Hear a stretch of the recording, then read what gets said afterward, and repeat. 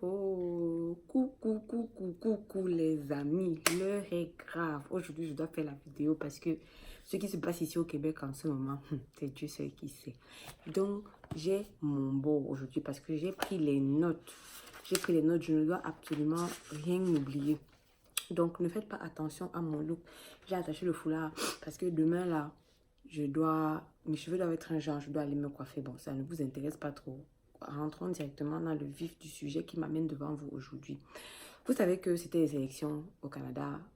Les élections se sont passées quand? Le 21 octobre. Le 21 octobre, on a donc réélu notre président, notre premier ministre, Pierre-Éliott Trudeau. Et donc, il y avait déjà beaucoup de problèmes avec les dossiers d'immigration, les 18 000 dossiers qu'on avait dit qu'on va jeter à la poubelle là et tout ça, tout ça. Vous vous rappelez, non? Voilà. Donc, en ce moment, comme vous pouvez voir le titre de la vidéo, d'ailleurs, j'ai beaucoup bataillé pour trouver un titre de vidéo qui allait intéresser. Comme vous pouvez voir le titre de la vidéo, je sais que j'ai posté quelques liens sur ma page YouTube pour vous parler en fait des réformes et de la loi que le ministre Legault et le ministre de l'immigration, Simon Joly, c'est quoi le nom de lui, celui-là? Simon Joly Barrette ou Simon Barrette Joly, bref. Il a un nom composé, la ministre de l'immigration. Bref, des lois qui veulent faire passer, qui sont en train de faire couler beaucoup de larmes et beaucoup d'encre ici au Québec. Donc, en fait, vous savez que pour venir étudier au Canada, il y a une multitude et une pléthore de programmes d'immigration. Donc, depuis quelques jours au Canada, précisément dans la province du Québec, parce qu'il faut vraiment que je précise que c'est seulement dans la province du Québec, il y a ce projet de loi-là qui fait couler beaucoup de larmes, comme je disais. Donc, le ministre Legault, avec le programme d'expérience québécoise, entendez par là le PEC. Je sais qu'il y en a beaucoup qui savent c'est quoi le PEC, ceux qui sont lancés dans les procédures et tout ça, je ne vais pas rentrer dans les détails. Sinon, s'il y en a qui ont des questions, gars, allez chercher sur Google. Donc, le PEC, donc, attendez, il faut que je commence par la note qui est la plus importante. Les notes que j'ai prises là, moi je dis non. Donc, le gouvernement du Québec a modifié les critères de sélection, en fait, pour le programme de l'expérience québécoise. Et la plupart de ces changements, ou tous les changements reliés à ce PEC-là sont entrés en vigueur le 1er novembre. Donc, on est quand je dis, on est le 8 novembre ou le 9. Donc, il y a 8 jours, c'est entré en vigueur. Et donc, toutes les nouvelles conditions de sélection s'appliquent donc à toutes les demandes qui ont été faites dans le cadre du programme de l'expérience québécoise. Le 6 novembre, le ministre de l'immigration du Québec, Simon Joly Barrette, a annoncé que cependant, il y a une clause de droit acquis qui sera mise en place, c'est-à-dire pour les étudiants et pour les travailleurs étrangers qui se trouvaient déjà au Québec le 1er novembre quand la loi est entrée en vigueur. Ceux-là pourront se prévaloir du PEC dans les anciennes conditions. Pour revenir donc maintenant en français facile, ça veut dire que pour tous ceux qui sont en train de faire les procédures pour venir étudier ou pour venir travailler au Canada et qu'en ce moment vous vous trouvez en dehors du Canada, plus précisément en dehors du Québec, vous êtes dans la sauce. Si vous choisissez des programmes ou si vous choisissez des secteurs d'activité qui ne font pas partie des 218 programmes qui ont été évalués par le ministre Legault et le ministre de l'Immigration comme étant des programmes qui font partie du bassin des besoins en main-d'œuvre du Québec, c'est que vous êtes dans l'indemne. Si tu es Camerounais ou si tu n'es pas Camerounais, si tu n'es pas Camerounais et que tu ne sais pas c'est quoi l'indemne, gars, va te renseigner. Parce qu'à l'heure, sinon, je fais la vidéo avec les termes du bois. Donc, il est question d'une liste de formations qui sont désormais celles qui ont la cote sur le marché du travail. Donc, en conclusion, si tu choisis une filière qui n'est pas dans la liste là, ta vie est au ralenti. Dans cette énumération, il y a donc 218 formations, comme je disais. Je n'ai pas voulu aller faire la liste de toutes les 218 formations parce que, gars, vous avez Google comme moi. Il est 1h du matin, j'ai pris les notes pour faire la vidéo. Si je ne vais pas en plus m'asseoir pour regarder les 218 programmes. Comme je vous ai déjà donné le fait que c'est 218 programmes, tapez 218 programmes choisis par le PEC au Canada. Vous allez trouver, on va vous sortir une liste. Donc, dans cette énumération qui comprend donc 218 formations pour le volet des diplômés québécois, on trouve le bac en sciences domestiques. Les cancans programmes. Donc, le bac en sciences domestiques, là, c'est quel programme? Et c'est quoi les écoles ou les universités qui offrent ce programme? Dans mes recherches, je me suis rendu compte que dans les temps passés, les sciences domestiques, là, en fait, c'était une formation qui était proposée aux jeunes femmes. Et c'était offert par l'Université de Laval, l'Université de Sherbrooke. C'était en fait des sciences qui permettaient aux femmes d'apprendre les métiers qui se rapportent aux tâches ménagères.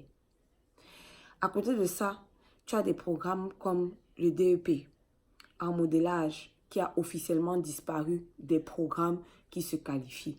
Le ministère de l'Éducation a estimé que les besoins en main-d'œuvre dans cette formation-là ne sont pas justifiables. Donc, du coup, la formation n'a plus sa place.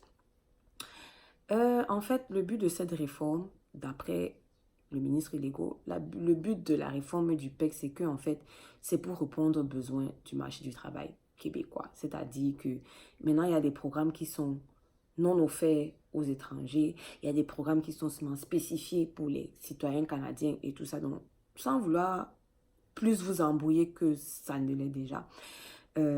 Alors qu'avant, dans le passé, il n'y avait aucune restriction de ce type. Maintenant, seuls les candidats qui détiennent un diplôme ou ayant travaillé au Québec dans un domaine défini par le ministère de l'Immigration peuvent désormais postuler au PEC.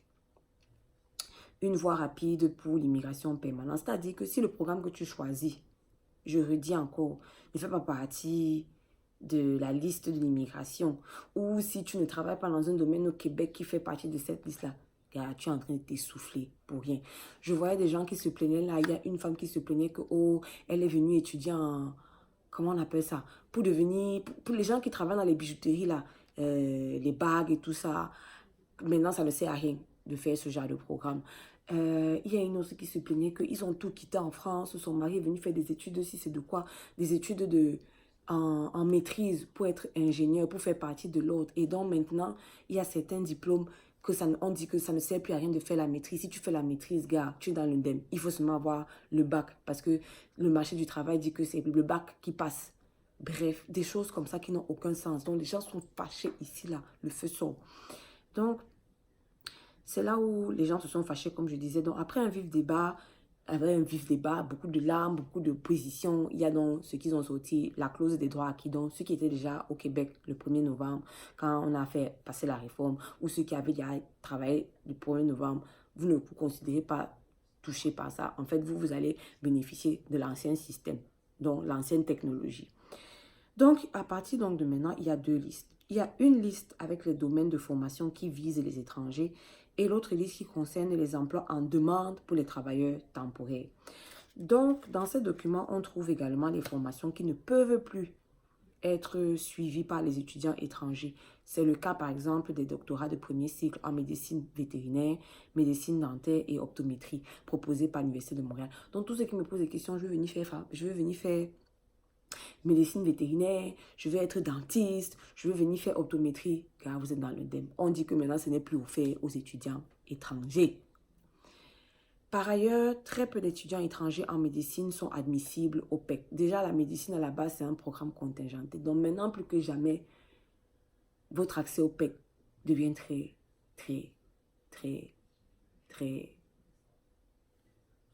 minime. Chaque année, seuls 5 étudiants de nationalité étrangère peuvent étudier en médecine au Québec, selon le ministère de la Santé et des Services sociaux qui fixe ce contingent. Donc, si vous êtes 1000 à vouloir faire médecine, vous êtes étudiants étrangers, il n'y a que 5 personnes. Beaucoup d'appelés, peu seront élus. Peu d'étudiants étrangers admissibles. Une situation semblable se dessine pour le domaine de la pharmacie. Donc, ceux qui me posent souvent les questions, je veux faire pharmacie était montée, pharmacie était descendue.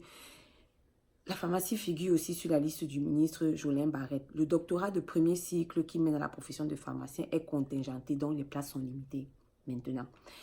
À l'Université de Laval, par exemple, les critères d'admission sont de telle sorte que maintenant, les derniers à pouvoir intégrer le programme de pharmacie, ce sera les étudiants étrangers. Donc, en tête de liste, ce sont d'abord les citoyens canadiens. Après, ce sont les citoyens canadiens des autres provinces du Canada. Et en dernier, donc, s'il reste des places, les étudiants étrangers. Donc, s'il n'y a plus de place, c'est l'indemne. C'est autant de choses qui énervent, qui fatiguent, qui font pleurer, qui révoltent, blablabla. Et donc, ils ont décidé d'élargir l'accès au PEC en ouvrant maintenant les portes aux détenteurs des diplômes d'études professionnelles, les DEP. Donc, tous ceux qui choisissent de venir faire des DEP à la place d'aller faire des bacs ou des maîtrises ou tout ça, maintenant, on a élargi le bassin du PEC à ces diplômes-là. Donc, maintenant, ils ont divisé le nombre de... Avant, ils disaient qu'il fallait les DEP de 1800 heures. Donc, maintenant, ils ont divisé par 2. Donc, maintenant, les de 900 heures sont admissibles au PEC. C'est une bonne nouvelle pour ceux qui avaient des programmes qui étaient moins que ça et qui avant ne se qualifiaient pas pour après demander la résidence permanente. Maintenant, on a réduit le 1800 heures à 900 heures. Donc, voilà en gros un résumé. La vidéo fait 10 minutes. C'était en gros un résumé et je vais essayer de résumer ça comme ça. Pour les 218 formations dont j'ai parlé, il faut aller chercher sur Google. On a élargi le PEC maintenant au diplôme d'études professionnelles, le DEP, et on a divisé les 1800 heures, on est passé à 900 heures. Donc, tous ceux qui avaient des programmes qui ne rejoignaient pas le 1800 heures, maintenant, vous êtes sauvés. Et tout ce qui est médecine dentaire, médecine optométrie, médecine... ils ont dit quelles autres médecines là, ça va être difficile parce que les programmes sont contingentés, les programmes de pharmacie. Donc voilà, en gros, si vous avez des questions, laissez en commentaire et pour le reste, allez chercher sur Google.